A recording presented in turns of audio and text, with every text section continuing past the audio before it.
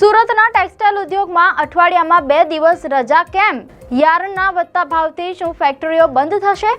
Iran America યુદ્ધથી સુરતના ટેક્સટાઇલને કેટલું નુકસાન? ચાલો જાણીએ તહેવારો પહેલા જ સુરતનું ટેક્સટાઇલ માર્કેટ ઠંડુ કેમ? નમસ્કાર, @ગુજરાતમાં આપનું સ્વાગત છે. હું છું આપની સાથે શ્વેતા. કલ્પના કરો, એક એવું શહેર જ્યાં દિવસ રાત કાપડની મશીનો ચાલે છે, જ્યાં લાખો લોકોની રોજીરોટી ટેક્સટાઇલ ઉદ્યોગ સાથે જોડાયેલી છે અને જ્યાં તહેવારોની સિઝન એટલે કે સામાન્ય રીતે ધમધમતું બજાર. પરંતુ અત્યારે આ જ સુરતના ટેક્સટાઇલ ઉદ્યોગમાંથી એક ચિંતાજનક તસવીર સામે આવી રહી છે. ક્યાંક કામદારો અઠવાડિયામાં 1 દિવસ રજાની માંગ કરી રહ્યા છે, તો ક્યાંક કારખાનાઓ અઠવાડિયામાં 2 દિવસ બંધ રાખવાની સ્થિતિ ઊભી થઈ છે. સવાલ એ છે કે આખરે સુરતના ટેક્સટાઇલ ઉદ્યોગમાં એવું શું થયું કે મશીનો બંધ રાખવાની નોબત આવી? દર્શક મિત્રો, સુરત એ દેશના સૌથી મોટા ટેક્સટાઇલ હબમાંથી એક છે. પાવરલૂમથી લઈને એમ્બ્રોઇડરી અને સિન્થેટિક કાપડ સુધી અહીંની આખી ચેન લાખો લોકોની રોજીરોટી સાથે જોડાયેલી છે. પરંતુ અત્યારે સૌથી મોટી મુશ્કેલી બની છે યાર્નના વધતા ભાવ. દર્શક મિત્રો, મીડિયા અહેવાલ મુજબ પાવરલૂમ ઉદ્યોગકારોના કહેવા પ્રમાણે પોલિએસ્ટર યાર્નના ભાવમાં વારંવાર વધારો થઈ રહ્યો છે અને કેટલીક રજૂઆતો મુજબ કિલો દીઠ 15 થી 20 રૂપિયાનો વધારો પણ જોવા મળ્યો છે. પરિસ્થિતિ એવી છે કે એક તરફ યાર્ન મોંઘું થઈ રહ્યું છે અને બીજી તરફ તૈયાર કાપડ માટે ખરીદદારો ઊંચો ભાવ આપવા માટે તૈયાર નથી. એટલે કે વિવર્સ સામે સીધો સવાલ છે, મોંઘું કાચું માલ ખરીદીને સસ્તા ભાવે કાપડ વેચવું, તો નફો ક્યાંથી આવશે? આ મુશ્કેલી પાછળનું એક મોટું કારણ આંતરરાષ્ટ્રીય બજારની સ્થિતિને પણ માનવામાં આવી રહ્યું છે. મીડિયા અહેવાલ પ્રમાણે મધ્ય પૂર્વમાં યુદ્ધ અને ક્રૂડ ઓઇલના પુરવઠા અંગેની ચિંતાઓથી કાચા માલની કિંમત પર દબાણ આવ્યું છે. પોલિએસ્ટર યાર્નનું ઉત્પાદન પેટ્રોકેમિકલ ચેઇન સાથે જોડાયેલું હોવાથી ક્રૂડના ભાવમાં થતો ફેરફાર એ યાર્નના ભાવને પણ અસર કરી શકે છે. પરંતુ ઉદ્યોગકારોનો સવાલ એ છે કે ક્રૂડનો ભાવ ઘટે અથવા તો સ્થિર રહે ત્યારે પણ યાર્નના ભાવમાં વધારો કેમ થાય છે? અહીંથી સુરતના વિવર્સની બીજી મુશ્કેલી શરૂ થાય છે. બજારમાં ખરીદદારી ઘટી રહી છે. દર્શક મિત્રો, સામાન્ય રીતે જુલાઈથી નવરાત્રી સુધીનો સમય એ ટેક્સટાઇલ ઉદ્યોગ માટે પીક સિઝન માનવામાં આવે છે. તહેવારોના કારણે કાપડની માંગ વધે છે અને વિદેશી બજારમાંથી પણ ઓર્ડર્સ આવવાની અપેક્ષા રહે છે. પરંતુ આ વખતે ઉદ્યોગકારો કહે છે કે માર્કેટ ડાઉન છે અને વિદેશી ઓર્ડર્સમાં પણ ઘટાડો જોવા મળી રહ્યો છે. એટલે કે એક તરફ ઉત્પાદન ખર્ચ વધી રહ્યો છે અને બીજી તરફ વેચાણમાંથી પૂરતું વળતર મળતું નથી. આ સ્થિતિમાં કેટલાક પાવરલૂમ એકમોએ ઉત્પાદન ઘટાડવાનો નિર્ણય લીધો છે. સુરતના કેટલાક ઔદ્યોગિક વિસ્તારોમાં અઠવાડિયામાં 2 દિવસ યુનિટ બંધ રાખવાની સ્થિતિ ઊભી થઈ છે. આનો સીધો અર્થ છે કે મશીનો ઓછા ચાલશે, ઉત્પાદન ઓછું થશે અને કામના દિવસો પણ ઘટશે. મીડિયા અહેવાલ પ્રમાણે ઉદ્યોગકારોનું કહેવું છે કે તેઓ પહેલેથી જ ખૂબ પાતળા માર્જિન પર કામ કરે છે.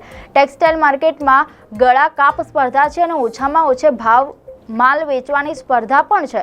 જો યાર્નના ભાવ આ રીતે જ વધતા રહેશે અને બજારમાં ખરીદદારી નહીં વધે તો નાના અને મધ્યમ એકમો માટે ટકી રહેવું મુશ્કેલ બની શકે છે. પરંતુ આ સંકટનો બીજો ચહેરો પણ છે, કામદારોનો.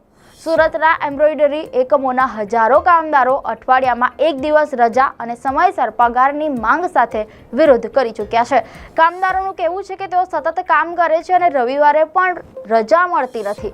16 ઓગસ્ટે અમરોલી અને કતારગામ વિસ્તારમાં કેટલાક એમ્બ્રોઇડરી એકમોના કામદારો રસ્તા પર પણ ઉતરી આવ્યા હતા. તેમની મુખ્ય માંગ હતી કે અઠવાડિયામાં 1 દિવસ રજા આપવામાં આવે અને મહિનાની શરૂઆતમાં સમયસર પગાર પણ ચૂકવવામાં આવે. દર્શક મિત્રો, અહીં એક વિચિત્ર વિસંગતતા જોવા મળે છે. એક તરફ કામદારો કહે છે કે અમને 1 દિવસ રજા આપો અને બીજી તરફ પાવરલૂમ ઉદ્યોગમાં કેટલાક એકમો કહે છે કે અમારે તો અઠવાડિયામાં 2 દિવસ કામ જ બંધ રાખવું પડશે. એટલે કે સુરતના ટેક્સટાઇલ ઉદ્યોગમાં એક જ સમયે 2 અલગ અલગ તસવીરો જોવા મળી રહી છે. એક તરફ કામદારો વધુ સારા કામકાજના હકની માંગ કરી રહ્યા છે અને બીજી તરફ ઉદ્યોગકારો ઉત્પાદન ખર્ચ અને બજારની મંદી સામે ઝઝૂમી રહ્યા છે. જો આ સ્થિતિ લાંબી ચાલશે તો તેની અસર એ રોજગારી પર પણ પડી શકે છે. કારણ કે આ એ માત્ર કાપડની કિંમતનો મુદ્દો નથી, આ મુદ્દો છે હજારો કારખાનાઓનો, લાખો કામદારોની રોજીરોટીનો અને સુરતની આખી ટેક્સટાઇલ ઇકોસિસ્ટમનો. આ જ કારણે ઉદ્યોગકારો સરકાર પાસે હસ્તક્ષેપની માંગ કરી રહ્યા છે. યાર્નના ભાવને નિયંત્રિત કરવા માટે વ્યવસ્થા ઊભી કરવાની અને આયાતી યાર્ન પરની કસ્ટમ્સ ડ્યુટીમાં રાહત આપવાની માંગ કરવામાં આવી છે. જો વીવર્સને સસ્તા ભાવે યાર્ન મળશે તો ઉત્પાદન ખર્ચ ઘટશે. ઉત્પાદન ખર્ચ ઘટશે તો કાપડ સ્પર્ધાત્મક ભાવે વેચી શકાશે અને બજારમાં ખરીદદારી ફરી વધવાની શક્યતા ઊભી થઈ શકે છે. પરંતુ સૌથી મોટો સવાલ એ છે કે આ રાહત ક્યારે મળશે અને ત્યાં સુધી નાના વીવર્સ અને કામદારો કેવી રીતે ટકી રહેશે? સુરતનું ટેક્સટાઇલ માર્કેટ એ માત્ર એક ઉદ્યોગ નથી, આ શહેરની અર્થવ્યવસ્થાની મોટી નસ છે. અહીં એક મશીન બંધ થાય છે તો તેની અસર એ માત્ર એક કારખાનેદાર સુધી સીમિત રહેતી નથી. તેની અસર કામદાર સુધી પહોંચે છે, કાચા માલના સપ્લાયર સુધી પહોંચે છે, ટ્રાન્સપોર્ટર સુધી પહોંચે છે, વેપારી સુધી પહોંચે છે અને આખરે લાખો પરિવારો સુધી પણ પહોંચે છે. એટલે કે અત્યારે સુરતના ટેક્સટાઇલ ઉદ્યોગ સામે સૌથી મોટો સવાલ એ નથી કે અઠવાડિયામાં 2 દિવસ ફેક્ટરી બંધ રહેશે કે નહીં. મોટો સવાલ એ છે કે શું સુરતનો ટેક્સટાઇલ ઉદ્યોગ વધતા ખર્ચ, ઘટતી ખરીદદારી અને આંતરરાષ્ટ્રીય સંકટ વચ્ચે ફરી ઊભો થઈ શકશે? અને જો યાર્નના ભાવ વધતા રહ્યા, ઓર્ડર ઘટતા રહ્યા અને માર્જિન વધુ પાતળું થતું ગયું તો શું આગામી દિવસોમાં 2 દિવસની રજા નહીં પરંતુ કાયમી બંધના દરવાજા ખુલશે? દર્શક મિત્રો, આ સવાલોનો જવાબ હવે ઉદ્યોગકારો, કામદારો અને સરકાર ત્રણેયના નિર્ણય પર નિર્ભર છે. દર્શક મિત્રો, આપને માહિતી સારી લાગી હોય તો વિડીયોને લાઇક અને શેર કરો, ચેનલને પણ સબસ્ક્રાઇબ કરજો.